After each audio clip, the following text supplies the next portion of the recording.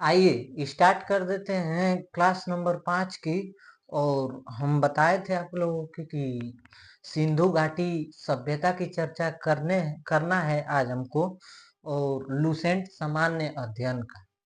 तो point number 1 है हमारा कि रेडियो कार्बन C14 जैसी पद्धति का इस्तेमाल किया गया था सिंधु घाटी सभ्यता के आयु वर्ष का पता लगाने के लिए कि वो कितने वर्ष पुरानी है। तो C14 पद्धति के अनुसार सिंधु घाटी सभ्यता का सर्वमान्य काल जो है वो 2400 ईसा पूर्व से लेकर 1700 ईसा पूर्व तक बताया गया है। लेकिन सर्वमान्य काल जो है पुरातत्वविदों ने जो बताया है वो 2500 ईसा पूर्व से लेके 1750 को बताया है। और देखिए नेक्स्ट पॉइंट जो नोट में है हमारा कि तिथि निर्धारण की कार्बन C14 पद्धति अमेरिका के एक प्रसिद्ध रसायन शास्त्री B.F. लीवी के द्वारा 1946 में की गई थी इसकी खोज। और C14 का प्रयोग पता लगाने के लिए किया जाता है पुरानी से पुरानी जो चीजें हैं वो कितने वर्ष आखिर पुरानी है वही पता लगाया जाता है। तो C14 एक ऐसी पद्धति है जिसमें कार्बन की मात्रा होती है, और कार्बन की मात्रा अगर उसमें जितना ही कम पाया जाएगा उतना ही वो पुराना माना जाएगा, और जितना ही ज्यादा पाया जाएगा कार्बन का मात्रा उतना ही नया माना जाएगा। और नेक्स्ट पॉइंट है हमारा कि सिंधु सभ्यता की खोज 1921 में राय बहादुर दयाराम साहनी ने किया।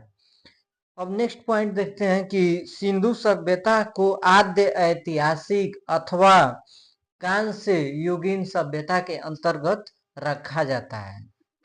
और अब देखते हैं नेक्स्ट पॉइंट है कि इसके निवासी कौन थे सिंधु घाटी सभ्यता के। तो ज्यादातर द्रविड़ थे और भूमध्य सागरीय थे। नेक्स्ट पॉइंट है हमारा कि सर जॉन मार्शल जो कि हुआ करते थे भारतीय पुरातत्व सर्वेक्षण विभाग के अध्यक्ष हुआ करते थे या फिर महानिदेशक हुआ करते थे। 1924 में इन्होंने सिंधु घाटी सभ्यता नामक एक उन्नत नगरीय सभ्यता होने का मतलब की घोषणा किए थे। लेकिन मोहनजोदड़ो की खोज किसने किया था? तो मोहनजोदड़ो की खोज राखालदास बनर्जी ने किया था, 1922 में किए थे। अब नेक्स्ट पॉइंट देखते हैं कि क्या है। सिंधु घाटी सभ्यता के सर्वाधिक पश्चिमी स्थल दास्क नदी के किनारे स्थित सूतकांगेडोर बलूचिस्तान में पड़ता है, और बलूचिस्तान हमारा पाकिस्तान में पड़ता है। और पूर्वी स्थल हिंडन नदी के किनारे जो कि मेरठ में पड़ता है, आलमगीरपुर वहां है। उत्तरी पूरा स्थल चिनाब नदी के तट पर अखनूर के निकट। जो मांदा जो है वो जम्मू कश्मीर व दक्षिणी जो है स्थल गोदावरी नदी के तट पर, या फिर दक्षिणी जो है वो गोदावरी नदी के तट पर, या फिर दैमाबाद जो है प्रवरा नदी के तट पर था। अब नेक्स्ट पॉइंट देखते हैं हम कि सिंधु सभ्यता या सैंधव सभ्यता किस प्रकार की सभ्यता थी। तो नगरीय सभ्यता थी। जबकि वैदिक सभ्यता की बात करें तो वैदिक सभ्यता जो थी वो ग्रामीण सभ्यता के अंतर्गत आती है। सैंधव सभ्यता से प्राप्त परिपक्व अथवा अवस्था वाले स्थलों में केवल 6 ही बड़े नगर की संख्या दी गई है। मोहनजोदड़ो, हड़प्पा, गढ़वारीवाला, राखीगढ़ी, धौलावीरा और कालीबंगा। अब नोट में एक पॉइंट दिया है जो पूछा जाएगा हम लोगों से, कि पूछा जा सकता है कि धौलावीरा भारत में सिंधु सभ्यता की पहली साइट है जिसे यूनेस्को ने 2021 में विश्व विरासत स्थल के रूप में शामिल किया है। धौलावीरा है और 1921 में शामिल किया गया है। तो इसको ऐसे याद कीजिए आप कि देखिए लिख देते हैं धौलावीरा। धौलावीरा को कब शामिल किया है यूनेस्को ने? तो 1921 में। 1921 में। देखिए यहाँ पे 21 आ रहा है और यहाँ पे रा लिखे हैं धौलावीरा में, तो ये रा जो है ये दू है, ये रा जो है दू है और ये एक है, तो 21 बन रहा है रा में 9, और 1921 में जो है 1921 में नहीं दोस्तों, 2021 में जो है यूनेस्को ने इसे अपनी विश्व विरासत की श्रेणी में शामिल किया है, तो आप ऐसे याद कर सकते हैं। अब नेक्स्ट पॉइंट की चर्चा करते हैं, क्या है तब तक मिटा लेते हैं, तो रुकिए देखते हैं। स्वतंत्रता प्राप्ति के पश्चात हड़प्पा संस्कृति के सर्वाधिक स्थल जो है वो भारत के गुजरात राज्य में खोजे गए हैं। ये भी प्रश्न कई एग्जामों में पूछा हुआ है। अब नोट में एक और पॉइंट है कि सिंधु सभ्यता का सबसे बड़ा स्थल मोहनजोदड़ो है, जबकि भारत में इसका सबसे बड़ा स्थल राखीगढ़ी है। और राखीगढ़ी किस नदी के किनारे है, तो घग्गर नदी के किनारे है। ऐसे आप याद रखिए कि राखी जो बांधती हैं बहने लोग, राखी गढ़ी, तो राखी गढ़ी जो होता है, राखी बांधती हैं वो घर घर बांधती हैं, घर घर, तो राखी बांधती हैं इससे राखी गढ़ी हो जाएगा, और घर घर बांधती हैं इससे घग्गर नदी हो जाएगा। ऐसे आप याद रख सकते हैं और पूरा का पूरा याद कर जाना है। आइए नेक्स्ट पॉइंट क्या है हमारा, तो जो हरियाणा के हिसार जिले में है, हरियाणा के जैसे कि राखीगढ़ी है, राखीगढ़ी, तो राखीगढ़ी ये हिसार जिले में है हरियाणा के, ऐसे हिसार जिला यहाँ पे लिख देते, लेकिन रिपीट हायर क्लास कराते हैं तो याद करना है और कोई बात नहीं है। देखते हैं, इसकी खोज 1963 में सूरज भान ने की। देखिए राखीगढ़ी की खोज किसने की, तो 1963 में सूरज भान ने की। राखीगढ़ी की खोज 1963 में ही नागालैंड राज्य भी बना था। और देखिए राखीगढ़ी की खोज जो किए थे सूरज भान, तो ऐसे याद कीजिए कि राखी बांधने आती हैं लोग, तो उस समय सूरज निकल गया होता है, तब अपने घर से प्रस्थान करती हैं आने के लिए। राखी बांधने के लिए आती हैं कब, जब सूरज निकल जाता है तब। तो राखीगढ़ी के खोज 1963 में सूरज भान ने किया था, ठीक। और 1963 में ही नागालैंड राज्य भी बना था। आइए अब नेक्स्ट पॉइंट देखते हैं क्या है हम लोगों का। तो नेक्स्ट पॉइंट है कि लोथल एवं सूतकोतदा सिंधु सभ्यता के बंदरगाह थे। लोथल जो है वो गुजरात में पड़ता है, जो कि भोगवा नदी के किनारे है।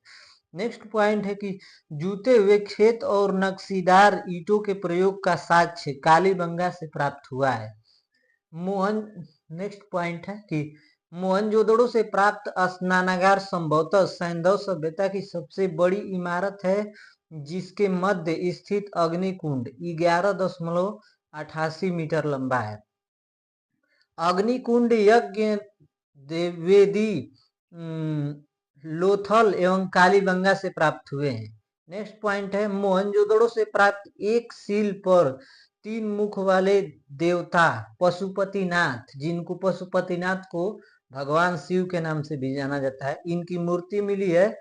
इनके चारों ओर हाथी, गैंडा, चीता और भैंसा विराजमान है। देखिए हाथी, गैंडा, चीता और भैंसा विराजमान है पशुपतिनाथ के चारों ओर। अब नेक्स्ट पॉइंट है मोहनजोदड़ो से नर्तकी की एक कांस्य मूर्ति मिली है। मोहनजोदड़ो से नर्तकी की एक कांस्य मूर्ति मिली है। हड़प्पा की मोहरों पर सबसे अधिक एक श्रृंगी पशु का अंकन मिलता है। यहाँ से प्राप्त एक आयताकार मुहर में स्त्री के गर्भ से निकलता हुआ पौधा दिखाया गया है। नेक्स्ट पॉइंट है मनके बनाने के कारखाने लोथल एवं चंद्रउदड़ो से प्राप्त हुए हैं, ठीक। चंद्रउदड़ो मनके, तो मनके बनाने के कारखाने हैं वो लोथल और चंद्रउदड़ो से प्राप्त हुए हैं। ऐसे याद रखिए इसको कि मनके है और लोथल है, लोथल और यहाँ पे लिख देते हैं चन उदड़ो, चन उदड़ो। तो देखिए मन के मतलब कि मना के, कोई नहीं मानेगा तो मना के, लोथल, लोथल नहीं मानेगा तो लोथल मतलब लात, और चन उदड़ो मतलब चमाचा। मना के, इससे मन के होगा नहीं मानेगा तो मन के, और लोथल को लात समझिए तो लात, और च से चमाचा समझिए, लोथल लात और चमाचा दोनों मिलेगा, नहीं मानेगा तो ठीक। तो मन के बना के रखना, ऐसे आप याद रख सकते हैं, और कोई बात नहीं है, किसी को मारना पीटना नहीं है। देखिए नेक्स्ट पॉइंट है हमारा कि सिंधु घाटी सभ्यता की लिपि भाव चित्रात्मक है। यह लिपि दाईं से बाईं ओर लिखी जाती थी। यह अभिलेख एक से अधिक पंक्तियों का होता था।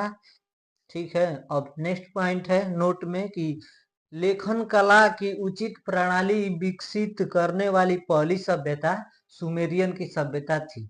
हम आप लोगों को बताए थे कि अभिलेखों का अध्ययन किस में किया जाता है, तो एपिग्राफी में किया जाता है। अब देखते हैं कि प्रमुख स्थल जो है और वो किस नदी के किनारे है। तो हड़प्पा जो है हमारा वो रावी नदी के किनारे है, जो कि पूछा जाता है। मोहनजोदड़ो जो है सिंधु नदी के किनारे है। चनउदड़ो जो है सिंधु नदी के किनारे है। कालीबंगा जो है घग्गर नदी के किनारे है। और क्योंकि काली माई की पूजा घर घर होती है, इसलिए कालीबंगा घग्गर नदी के किनारे है। कोट दीजी जो है वो सिंधु नदी के किनारे है। रंगपुर जो है मादर नदी के किनारे है। रोपण जो है वो सतलज नदी के किनारे है। लोथल जो है वो भोगवा नदी के किनारे है, क्योंकि लोथा कब लगता है जबकि भोगते रहते हैं लोग। तो आलमगीरपुर जो है मेरठ में पड़ता है, हिंडन नदी के किनारे है। मेरठ जिसे क्रांति नगर भी कहा जाता है। सूतकांगेडोर कहाँ है, तो दास्क नदी के किनारे है। बनमाली कहाँ है, तो रंगोई नदी के किनारे है। धौलावीरा जो है लूनी नदी के किनारे है। और सोतका जो है सादिकौर नदी के किनारे है। अब देखिए हड़प्पा जो है पाकिस्तान के पंजाब प्रांत के साहिवाल जिला में है। और देखिए मोहनजोदड़ो कहाँ है, तो पाकिस्तान के सिंध प्रांत के लरकाना जिला में है। मोहनजोदड़ो लरकाना जिला में पाकिस्तान में है। चनउदड़ो जो है सिंध प्रांत पाकिस्तान नवाब शाह जिला में है। कालीबंगा जो है घग्गर नदी के किनारे है, राजस्थान के हनुमानगढ़ जिला में। कोट दीजी कहाँ है, तो सिंधु नदी के किनारे है, सिंधु प्रांत के खैरपुर स्थान पर है। रंगपुर जो है गुजरात के काठियावाड़ जिला में है। और रोपण जो है पंजाब का रोपण जिला में स्थित है। और लोथल जो है गुजरात के अहमदाबाद जिला में स्थित है। और आलमगीरपुर जो है उत्तर प्रदेश के मेरठ जिला में है, जो कि हिंडन नदी के किनारे स्थित है। सूतकांगेडोर दास्क नदी के किनारे है, जो पाकिस्तान के मकरान में समुद्र तट के किनारे स्थित है। बनमाली जो है रंगोई हरियाणा के हिसार जिला में है, क्योंकि बनमाली कोई भी चीज लेता है तो रंगल रंगल जैसा लगता है, फूल लेता है लाल हरा ऐसे, तो हरियाणा हरा हरा फूल लेता है माली, तो बनमाली हरियाणा में है। और धौलीवीरा कहाँ है, तो लूनी नदी किनारे है, गुजरात के कच्छ जिला खादीर द्वीप पर है। और सतका कहाँ है, तो सादिकौर नदी किनारे है, बलूचिस्तान में है। अब देखिए हड़प्पा की खोज किसने किया था, तो दयाराम साहनी ने 1921 में किया था।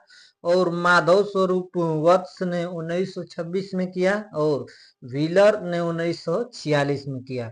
मोहनजोदड़ो जो कि सिंधु नदी के किनारे है, राखाल दास बनर्जी ने इसकी खोज 1922 में की। मैके ने 1927 में की। और व्हीलर ने 1930 में की। अब चनहुदड़ो ने कब की, चनहुदड़ो की खोज सिंधु नदी के किनारे किसने की, तो मैके 1925 में। और एनजी मजूमदार 1931 में। कालीबंगा जो कि घग्गर नदी के किनारे है, अमलानंद घोष ने 1951 में की। और बी लाल एवं वी के थापर ने किया कालीबंगा। ठीक है। कोट दीजी जो है वो फजल अहमद ने 1953 में किया। और रंगपुर की खोज जो है रंगनाथ राव ने किया। तो रंगपुर की खोज रंगनाथ राव उसके नाम में ही छिपा है, जो कि 1953-54 में किए। रोपण की खोज किसने किया? तो यज्ञदत्त शर्मा। यज्ञ की धुआं लगती है तो कोई भी आदमी रो पड़ता है, तो रोपण की खोज जो है कि यज्ञदत्त शर्मा ने किया। एक बार और देखिए कि रोपण की खोज किसने किया? तो कोई भी आदमी रो पड़ता है कब? जब यज्ञ की धुआं लगती है उसको। तो यज्ञदत्त शर्मा ने रोपण की खोज की। लोथल की खोज किसने की? तो रंगनाथ राव ने की। क्योंकि लोथा कब मारते हैं लोग? क्योंकि घाव लग जाता है, जैसे कि लाल हरा, तो लोथल से लाल हो जाएगा और रंग लाल होता है। ठीक। आलमगीरपुर जो हिंडन नदी के किनारे है, यज्ञदत्त शर्मा ने खोज किया 1958 में। सूतकांगेडोर जो है कि ऑरेल स्टाइन ने खोज किया 1927 में। बनमाली की खोज रविंद्र सिंह बिष्ट ने किया। देखिए, बनमाली है तो वन में कोई भी चीज माली तोड़ने के लिए जाता है तो वो विशिष्ट विशिष्ट चीजों को तोड़ता है। तो बनमाली की खोज रविंद्र सिंह बिष्ट ने किया। अब नेक्स्ट पॉइंट है धौलावीरा, जो कि लूनी नदी के किनारे है। जेपी जोशी ने खोज किया और रविंद्र सिंह बिष्ट ने भी किया। तो धौलावीरा ऐसे याद कीजिए कि कोई भी आदमी दौड़ दौड़ धूप कब लगाता है? जब वो जोश में होता है। ठीक। तो वीरा, धौली वीरा में वीरा शब्द आ रहा है। वीरा को आप वीर समझिए, और वीर जोश होता है किसमें? तो वीर में होता है। धौलावीरा की खोज जेपी जोशी ने किया है। और सुतका जो कि शादी कौर नदी के किनारे है, इसकी खोज जॉर्ज वेल्स 1962 में की है। अब नेक्स्ट पॉइंट देखते हैं क्या है हमारा कि घरों के दरवाजे और खिड़कियां सड़क की ओर न खुलकर पिछवाड़े की ओर खुलते थे। केवल लोथल नगर के घरों के दरवाजे मुख्य सड़क की ओर खुलते थे। सिंधु सभ्यता में मुख्य फसल गेहूं और जौ थी।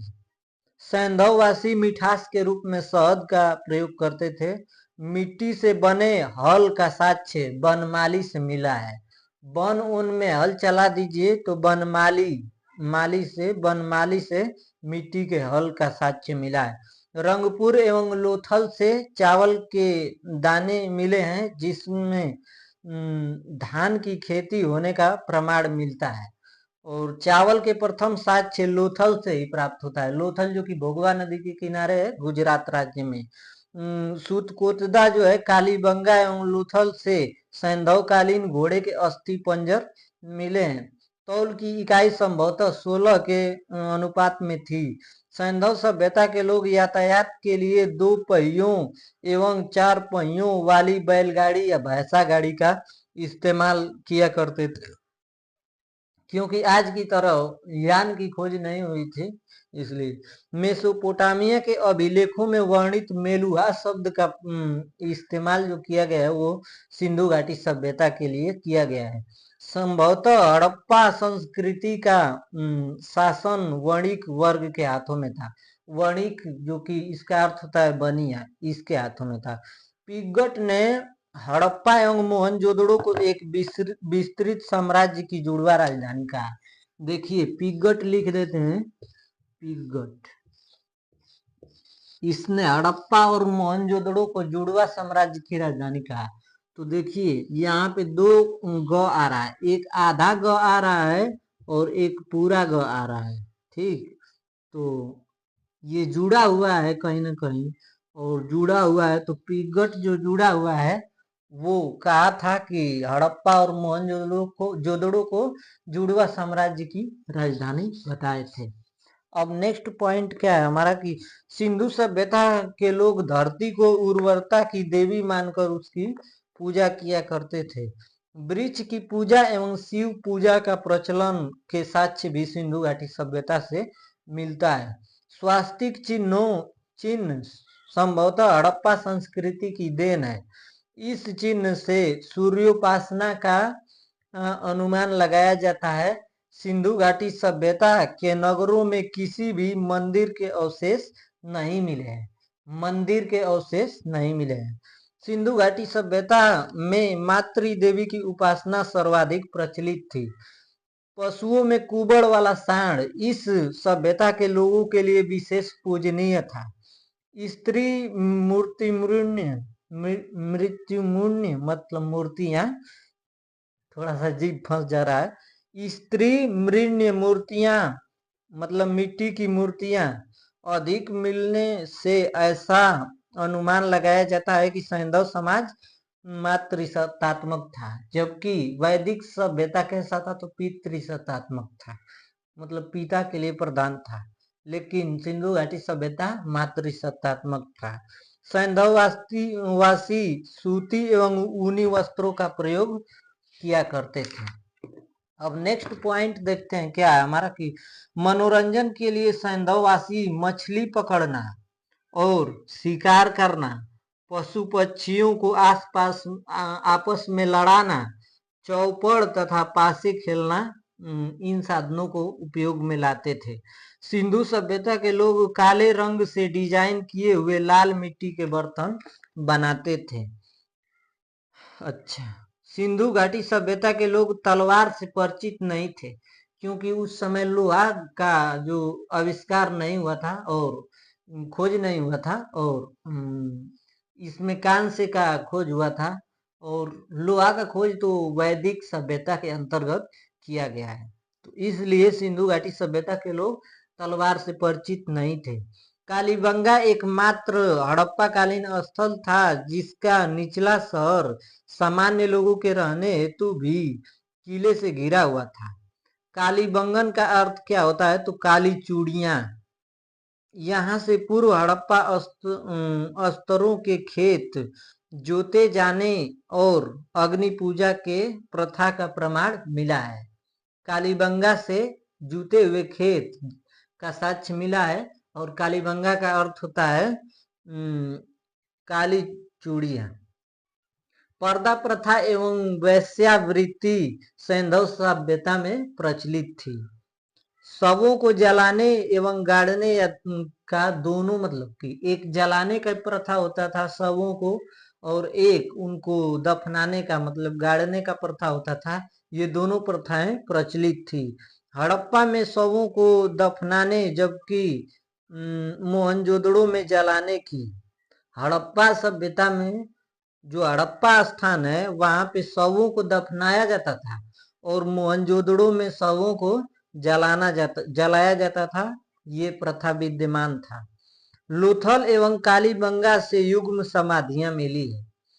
सैंधव सभ्यता के विनाश का कारण, सबसे प्रभावी कारण जो था वो बाढ़ था। आग में पकी हुई मिट्टी को टेराकोटा कहा जाता है। तो यही था, रैपिड फायर क्लास था, और लुसेंट में जो सिंधु घाटी सभ्यता दिया था वो हमारा यहीं पे समाप्त होता है। कल क्लास रहेगा वैदिक सभ्यता।